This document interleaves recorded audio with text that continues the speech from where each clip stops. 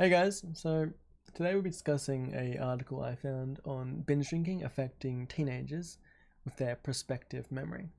So, prospective memory can be defined as an individual's memory for specific intentions. So, essentially, it is the to do list memory whilst already carrying out an ongoing task. So, examples are that someone is currently stacking the dishwasher, but you retain in your memory that you have to take out the trash later, submit that assignment, or hang out the washing.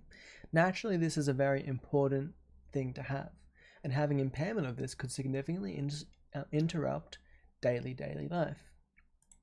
So Heffernan and colleagues in 2013 recognized how important this is and undertook a study in which they feared teenagers were damaging their prospective memory through excessive binge drinking.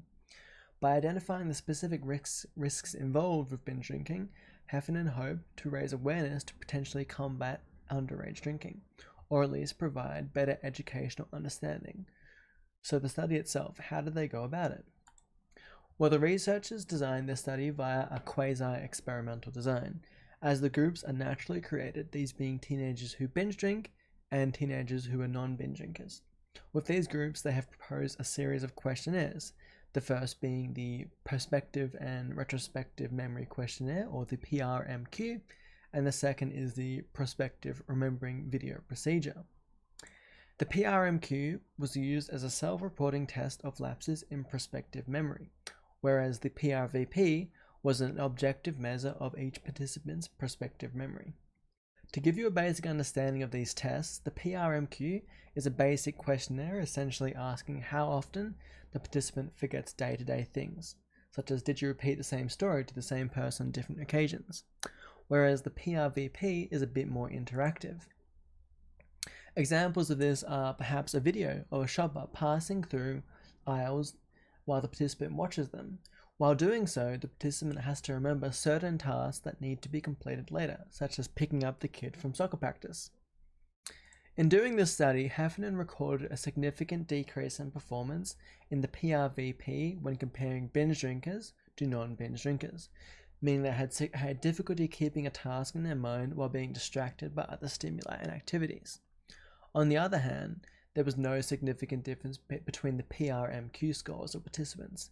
Now, as I did mention before, the PRMQ is a self-reported test, potentially leading to several sources of errors, such as self-serving bias, acquiescence bias, or even the participants thinking that they are better than they actually are.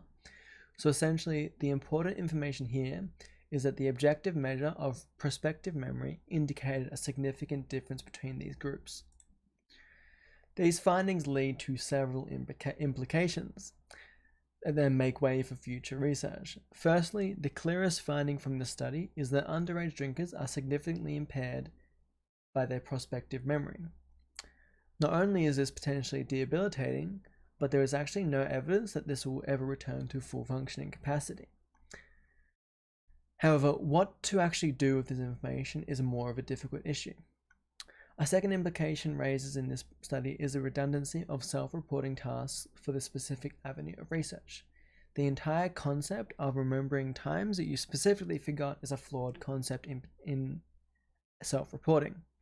This is reflected by the lack of a significant difference between the PRMQ scores of binge drinkers and non-binge drinkers.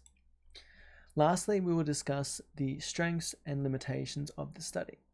First of all, the researchers went to extensive lengths to factor in as many variables to be controlled as possible, such as factors such as time that they drink, the time of last drink, years of drinking, average consumption of alcohol per week, and as well as their anxiety and depression scores.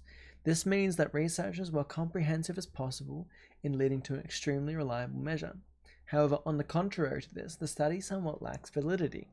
The sample size was quite small, averaging roughly 20 participants per group. By increasing this number of participants, the chance that the sample was skewed will decrease drastically as individual differences get ruled out.